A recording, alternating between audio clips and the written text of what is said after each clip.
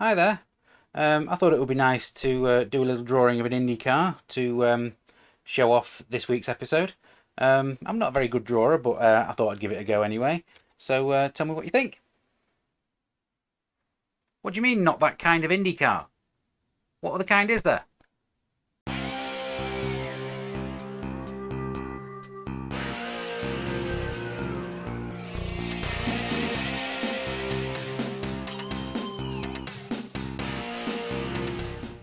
Hello everyone, and welcome to the re-review, the series where I get to replay and reassess games from my favourite gaming era. I'm Brian, and 30 years ago, I used to play and write reviews for magazines such as Amiga Action and Games X, which was the UK's first and only weekly games magazine. In this series, I'm going to be going through the back issues and taking a look at all of the games that I was fortunate enough to review. How do those games shape up today, and did I score them correctly first time around? Let's find out. In this episode, the game that I'm going to be playing is the Amiga version of Indy Heat, which was developed by the Sales Curve and published by Storm in 1992.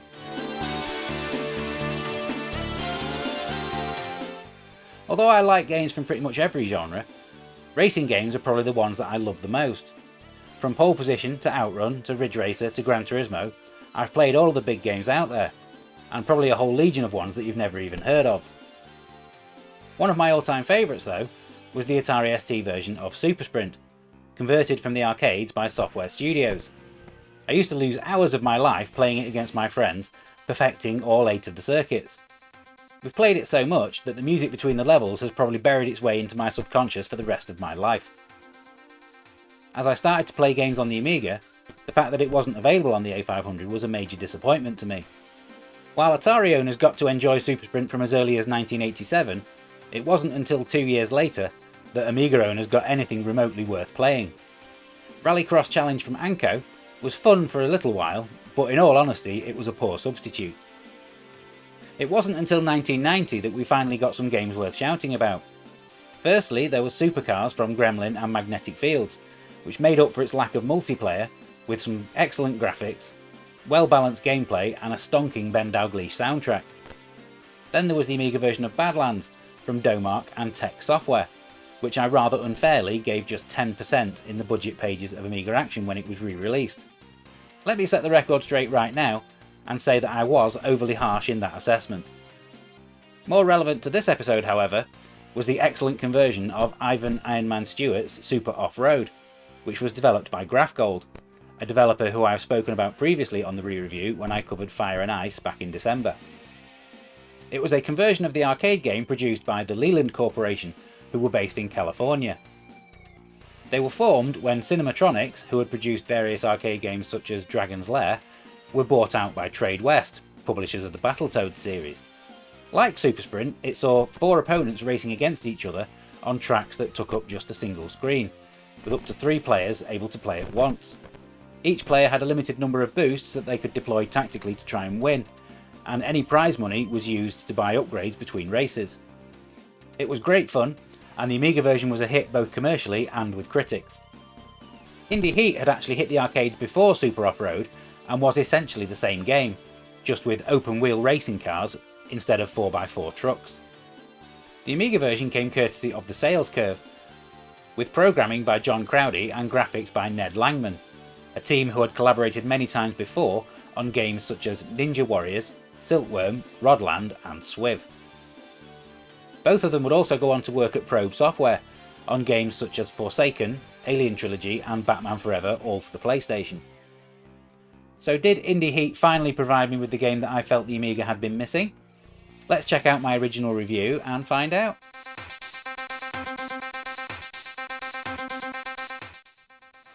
Indy Heat featured on the cover of Games X issue 42 from February 1992, although whoever designed the cover decided to use an image of Ayrton Senna's McLaren MP46 from the 1991 season of Formula 1, instead of a picture of, an actual Indy car. This will have no doubt angered many motorsport fans across the UK. Indy Heat was our game of the week, and I awarded it 4.5 X's out of 5, stating that it came very close to matching Super Sprint. I pointed out that although it was a fun and addictive single player experience, The 3-player option was definitely the most fun that you were going to get out of it. I was unable to say how accurate the game was as an arcade conversion, having not seen the original coin-op at the time, although I did like both the graphics and sound very much. Both the game's presentation and gameplay were awarded 18 out of 20, with the last ability getting a score of 15 out of 20. After the disappointment of Big Run, the sales curve has picked itself up very well. All fans of throbbing engines shouldn't be without this game. Now let's see if I still like the game all these years later. It's time for the playtest.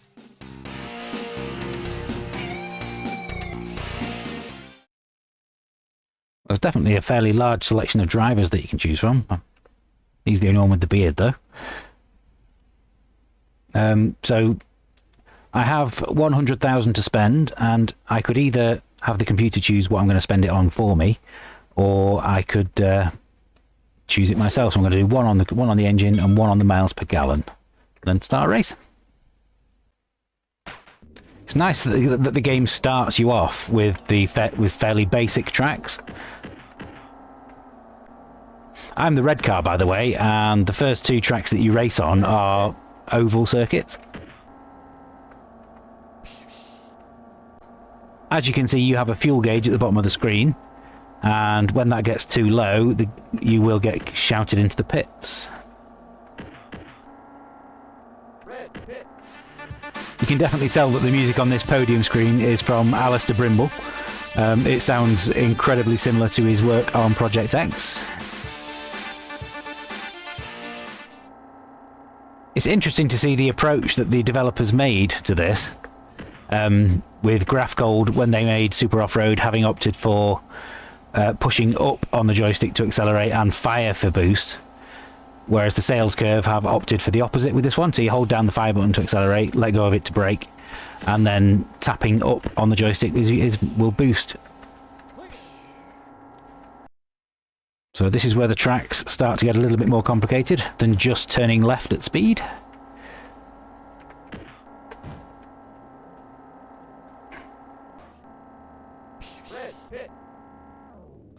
That didn't pull me into the pit box like it should have done.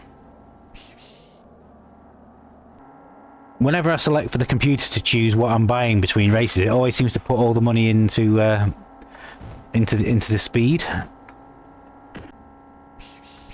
Yes. Oh dear, I interrupted Blue's pit stop there. What a shame.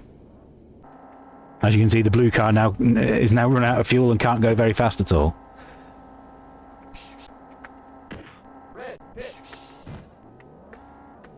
Oh, it's supposed to pull me into the pit stop, but it didn't.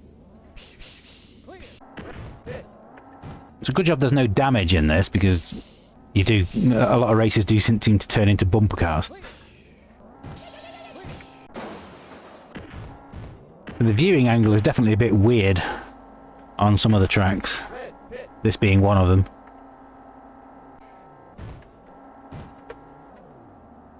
And again, it's not taking me into the pits. I like that you have a higher number of laps than some other games like this. Both Super Off-Road and Super Sprint are restricted to 4 laps per race. And having 10 laps like you do here certainly allows you to recover if you mess up.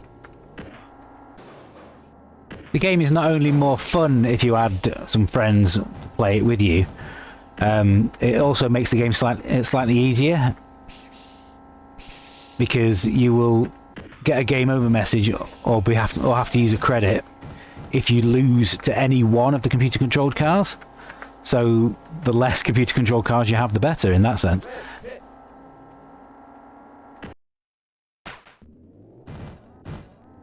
This is the track where the viewing angle looks the weirdest.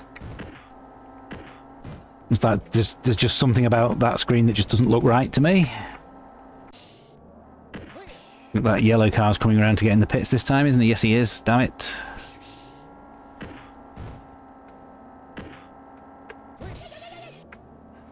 There you go. Made the yellow car run out of fuel. We're now on the 9th race. So this definitely has more tracks than Super Sprint. Super Sprint only has the 8. Even though I'm not a big fan of the viewing angle, the graphics on the whole are pretty decent. And they're also very accurate to the arcade version. And apart from the lack of music during races, the sound is pretty decent as well.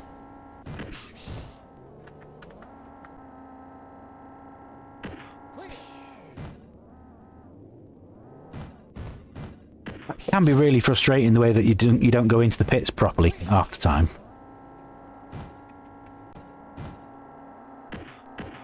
To Indianapolis for race 11. That yellow car's a bit quick. I think resorting to dirty tactics is the only way that I'm going to beat the yellow car on this one.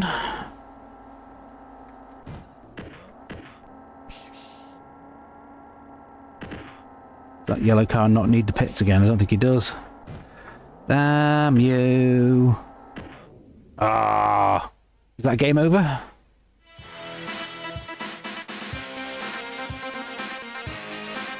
So that's a look at Indy Heat. A pretty accurate arcade conversion, I think you'll agree. But how does it compare to other games like it on the Amiga? Let's find out in the re-review.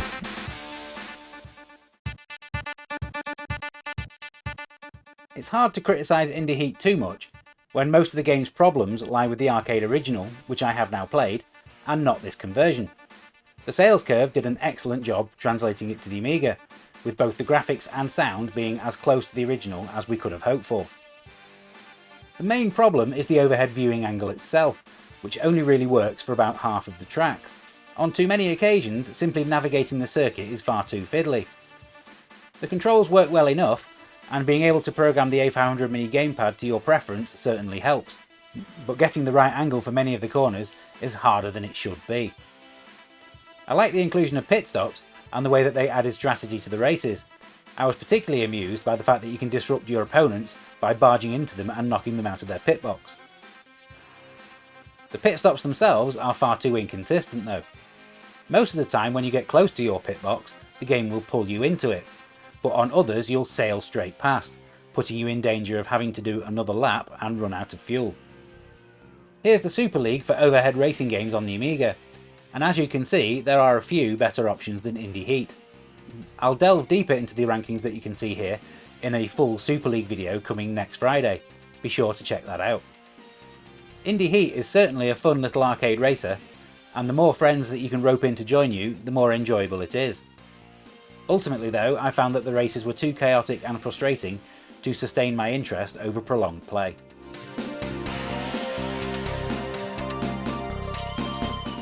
Thank you for watching this episode of the re-review. I really hope you enjoyed it. If you did, then please do give us a like and subscribe to show your support for the channel. If you've missed any of the previous episodes, then we have a playlist of all of them right here on the channel, and you'll be able to click on it in a second. All opinions expressed in this video are entirely mine and not those of the UK Gaming Network team. And if you want a clue as to what game I'm going to be playing next time, stick around to the end for a little clue. If you played Indy Heat yourself back in the day, or whether you agree or disagree with anything that I've said, then please do let me know in the comments. And don't forget that you can follow me over on Twitter at UKGNZoidberg.